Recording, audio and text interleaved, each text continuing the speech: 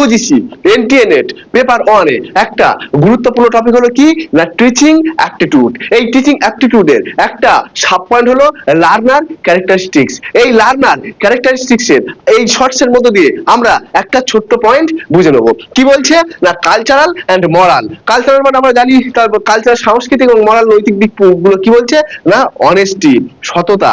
অবশ্যই একজন যে লার্নার তার শিক্ষার মধ্য দিয়ে কি না অনেস্টি বা সততা যেন ফুটে ওঠে আর কি, এবং সে কি শিখছে এবং সে শেখার বিষয়ে সে যেন সৎ থাকে। যেমন এক্সাম বলে যে টুকলি টুকলি করে এগুলো যেন সে না করে, এইসব বিষয়গুলো কিন্তু অনেস্টির মধ্যে পড়ে।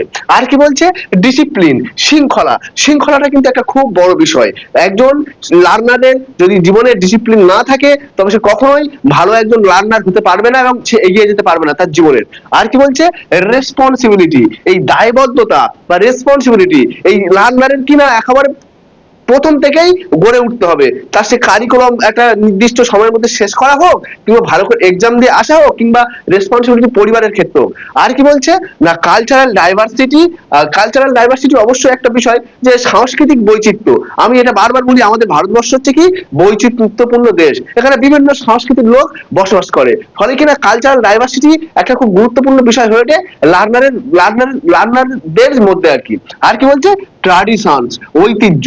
অবশ্যই ভারতবর্ষ হচ্ছে ঐতিহ্যপূর্ণ দেশ এবং বৈচিত্র্যপূর্ণ দেশ, ফলে এখানকার যে লার্নাররা বিভিন্ন জায়গার লার্নার একসঙ্গে থাকে এবং বিভিন্ন পদ্ধতিতে যারা শেখে, এটাও কিন্তু একটা গুরুত্বপূর্ণ বিষয়। ট্র্যাডিশন বা ঐতিহ্য কিনা লার্নারের কি এখন জীবনে গেঁথে যাওয়া আর কি।